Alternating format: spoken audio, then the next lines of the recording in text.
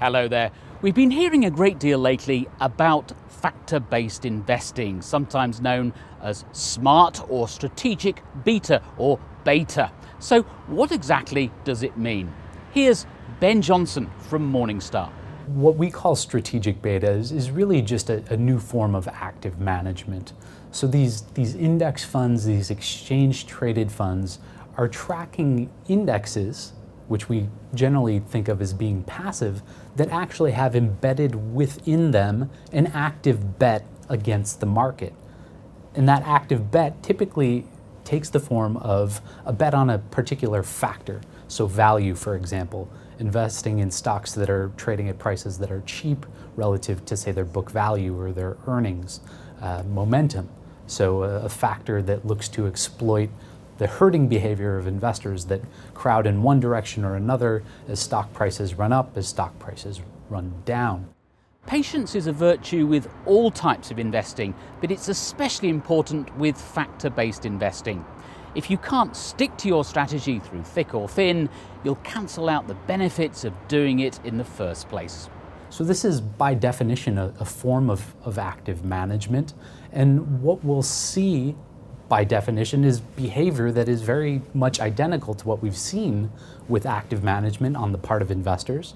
I fully expect that investors in many cases will use these funds poorly. They will chase performance. They will buy after these funds have done well, they will sell them after they've done poorly, and the result will be a gap between the returns that these funds produce and the actual returns that investors experience. So factors, not unlike active management, represent a bet against the market, an active bet that by definition will experience periods in which it will outperform the broader market, in which it will underperform the broader market. And one's ability to benefit from that active bet depends on having the discipline, the fortitude to stick with it across the entirety of that cycle, which can be very difficult to do. Factor-based funds are becoming increasingly popular. So is there a danger they'll become so popular that the premiums these factors are expected to deliver will simply disappear? So what you could very well see is a form of an observer effect, whereby people crowd into, say, the value factor through one or multiple funds that set out to exploit that value factor. And by doing so, they squeeze out any excess performance that might have existed in there.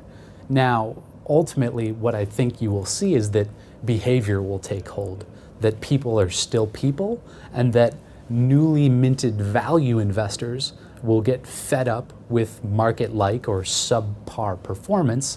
They will go out of that fund or that factor as quickly as they entered it, and value will magically reappear. Thank you to Ben Johnson and to you for watching. Until next time, goodbye.